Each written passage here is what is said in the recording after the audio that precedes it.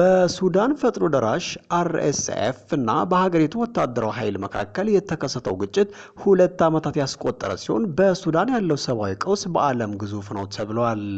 የፈጥኖ ደራሹ ኃይል መሪ መሐመድ ሐምዳን እንዳሉት ቡድናቸው ብቸኛው ለሱዳን የሚበጅ ወደፊትን እየፈጠረ ያለ ኃይል ነው ብለዋል።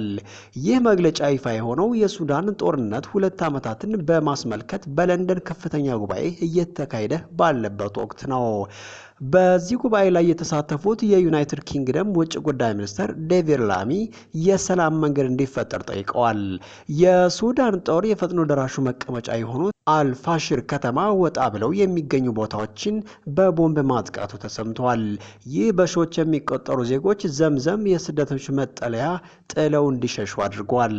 ሄሜዲቲ እንዳሉት ፈጥኖ ደራሽ ኃይሉ እየገነባ ያለው የህግ የበላይነት እንጂ በግለሰቦች የሚመራ ሀገር አይደለም። እኛ የበላይነት ሳይሆን አንድነት ነው የምንፈልገው። የትኛውም ብሔር፣ ክልል አሊያም ሃይማኖት ከሱዳናዊ ማንነት የበለጠ ቦታ ሊኖር ይገባል ብለን እናምናለን ይላሉ።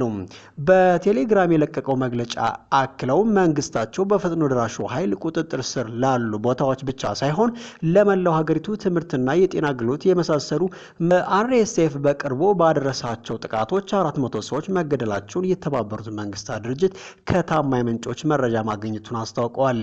2 ዓመት በሞላው የሱዳን የእርስ በርስ ጦርነት የሀገሪቱ ጦር ፈጥኖ ደራሽ ኃይሉ ዘር ማጥፋትና ጅምላ ወሲባዊ ጥቃትን ጨምሮ የጦር ወንጀል በማድረስን ይወቅሱታል። ሄሜዲቲና የሱዳን ጦር መሪ ጀነራል አብዱል ፈታህ አልቡርሃን ከአውሮፓውያኑ ሚያዝያ 15 2023 ጀምሮ ነው በስልጣን ሽኩቻ ምክንያት ያወጁት። ጦርነቱ 150,000 ሰዎችን ሲቀጥፍ ከ12 ሚሊዮን በላይ ሰዎች እንዲፈናቀሉ ምክንያት ሆኗል።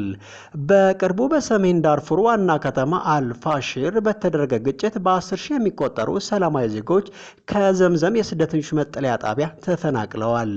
ዜጎቹ በእግራቸው 70 ኪሎ ሜትር ተጉዘው ወደ ታዊላ ከተማ ማቅናታቸውን ዓለም አቀፉ የድንበር አልባ ዶክተር ማህበር አስታውቋል። በርካቶች ታዊላ እስኪደርሱ አንድም ፈሳሽ አለመውሰዳቸው እንዲሁም የተወሰኑ ህጻናት በውሃ ጥም ምክንያት መሞታቸውን ዘግቧል። የሰብአዊ ተራድኦ ድርጅት ምግብና መድኃኒት ማለፍ ባለመቻሉ በአልፋሽር አካባቢ በጊዜያዊ መጠለያ ጣቢያዎች የሚገኝ 700,000 ሰዎች ለረሃብ ተጋልጠዋል ይላል። ማክሰኞ በተካሄደው ጉባኤ ዩናይትድ ኪንግደም 120 ሚሊዮን ፓውንድ የሚያወጣ የምግብና መድኃኒት እርዳታ ለማድረግ ቃል ገብታለች። በርካቶች በሱዳን ጉዳይ ተስፋ ቆርጠዋል። ይህ ትክክል አይደለም። ሰላማዊ ዜጎች ሲታረዱ፣ ጨቅላዎች ሳይቀሩ ለወሲባዊ ጥቃት ሲጋለጡ፣ እንዲሁም ብዙዎች ለረሃብ አደጋ ላይ ሆነው እያየን እንዳላየን መሆን አንችልም ሲሉ የውጭ ጉዳይ ሚኒስትሩ ላሚ ተናግረዋል። ይህ በእንዲህ እንዳለ ሐማስ እስራኤል ካደረሰችው ጥቃት በኋላ እስራኤላዊ አሜሪካዊ ታጋቾች ተይዘው ከሚገኙ የቡድን አባላት ጋር ያለው ግንኙነት መቋረጡን አስታወቀ። የ21 ዓመቱ ወታደር ኢዳን አሌክሳንደር በቅርቡ ሐማስ በለቀቀው ቪዲዮ ላይ ታይቶ ነበር። እስራኤል አዲስ በረቀቀው የ45 ቀን የተኩስ አቁም ስምምነት ላይ በመጀመሪያ ቀን እንዲለቀቅ ቢጠይቅም ሐማስ ረቂቁን ውድቅ አድርጓል። ሐማስ ማክሰኞ በለቀቀው መግለጫ ታጋቾቹ ከያዙ የቡድን አባላት ጋር ያለው ግንኙነት ከመቼ ጀምሮ መቋረጡን አላሳወቀም። ታጋቹ ስለመጥፋቱ ማስረጃ አላቀረበም። እስራኤል በተደጋጋሚ ታጋቾች የሚገኙባቸው ቦታዎች ላይ ጥቃት እንድታደርስ ተናግራለች። በነበረበት ቦታ ላይ በደረሰ ጥቃት ምክንያት ወታደር ኢዳን አሌክሳንደር የያዙ ቡድኖችን አባላት የት እንደሚገኙ ማወቅ አልቻለም ሲል የሐማስ ቃል አቀባይ ቢዳይ በመግለጫቸው አስታውቀዋል። የት እንደሚገኙ ማወቅ ጥረታችን ይቀጥላል ሲሉም አክለዋል። ሐማስ በአውሮፓውያኑ በ2023 በእስራኤል ላይ ጥቃቱ አድርሶ አግቶ ከወሰዳቸው 251 ታጋቾች መካከል 59 የሚሆኑት ያልተመለሱ ሲሆን ከነዚህ መካከል 24 ታጋቾች በህይወት እንደሚገኙ ይታመናል። በጋዛ ከሚገኙ ታጋቾች መካከል 5 የሚሆኑት የአሜሪካ ዜጋ ናቸው። አሌክሳንደር ከአምስቱ መካከል በህይወት የቀሩ ብቸኛው ታጋች እንደሆነ እስራኤል ታምናለች። ሐማስ ማክሰኞ ከሰዓታት በለቀቀው ቪዲዮ መግለጫ እስራኤል በጋዛ የምታደርገውን ጥቃት ከቀጠለች ታጋቾች በሬሳ ሳጥን ነው የሚመለሱት ሲሉ ለታጋቾች ቤተሰቦች መልእክት አስተላልፏል። ባለፈው ቅዳሜ ሐማስ በለቀቀው ቪዲዮ አሌክሳንደር በሕይወት እንደሚገኝ ያመላከተ ሲሆን ታጋቹ የእስራኤል ጠቅላይ ሚኒስትር ቢንያሚን ኔታንያሁና የአሜሪካው ፕሬዝዳንት ዶናልድ ትራምፕ መፍትሄ እንዲፈልጉ ተማጽነዋል።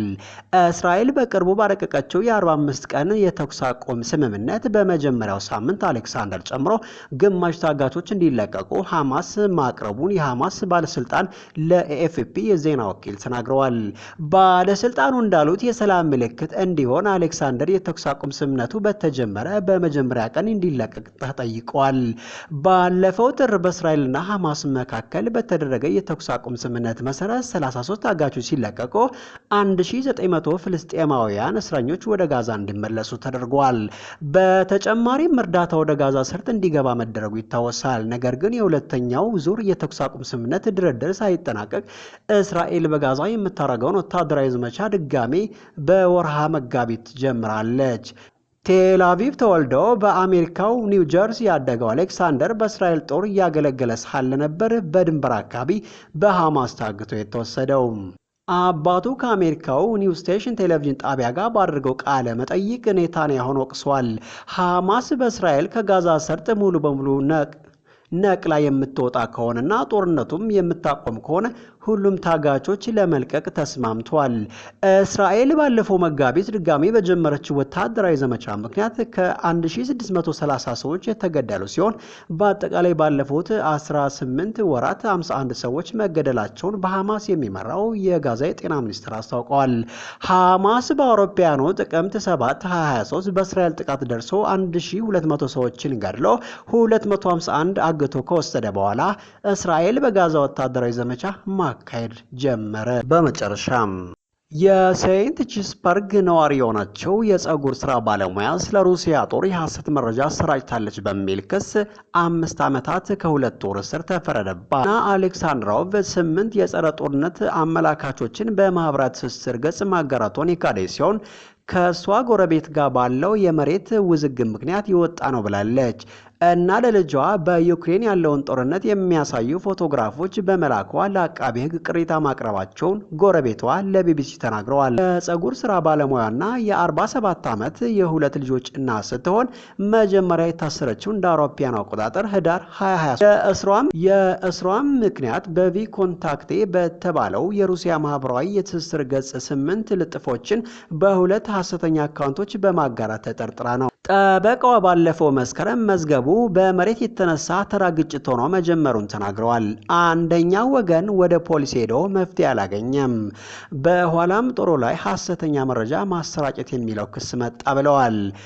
ሩሲያ የዩክሬን ወረራ በተጀመረ ሳምንት ውስጥ የጦር ኃይሎችን ማጣጣልና ሆን ተብሎ ስለ ጦሩ የሐሰተኛ መረጃ ማሰራጨት ወንጀል እንዲሆን አድርጋለች። የሩሲያና ዩክሬን ጦርነት ከተቀሰቀሰ ጀምሮ ክሬምሊን በመቶዎች የሚቆጠሩ ተቃዋሚዎችና ተቺዎችን እንዲሁም ገለልተኛ መገናኛ ብዙሃን ባለሙያዎችን በማሰር አፈናውን አጠናክራ መቀጠሉ ይነገራል። ማክሰኞ ዕለት በሞስኮ 4 ጋዜጠኞች ከጽንፈኛ ድርጅቶች ጋር በመስራት ጥፋተኛ ሆነው በመገኘት 5 ዓመት ከመንፈቅ ጋዜጠኞቹ ስራቸውን እንደ ጋዜጠኛ መስራታቸውን ቢወተውቱም ፍርድ ቤቱ ግን የፕሬዝዳንት ፑቲን ቀንደኛ ተቀናቃኝ በነበሩት ኤሌክሲ ኔቫልኒ የጸረ ሙስና ድርጅት ጥቅም ላይ የዋለ ዘገባ ማዘጋጀታቸውን ገልጸዋል። ኔቫልኒ ባለፈው ዓመት እስር ላይ ያሉ ህይወታቸው ማለፉ ይታወቃል። ሩሲያ በተቃዋሚዎች ላይ ያወጣቸው ህጎች ሁሉንም የማህበረሰብ ክፍል እንደ ወጥመድ መያዛቸው ይነሳል። በአገሪቱ ውግዘት እስር ቤት የሚወረወረው ጥፋት ሲሆን ሩሲያውያን በባልደረቦቻቸውና በሚያውቋቸው ሰዎች ላይ ለባለስልጣኑ መረጃ ይሰጣሉ። ይህ በሶቪየት ህብረት ዘመን ልጅ አባቱን በመካድ እርምጃ የወሰደውን ልጅ ያነገሰውን ወቅት የሚያስታውስ ነው ተብሏል።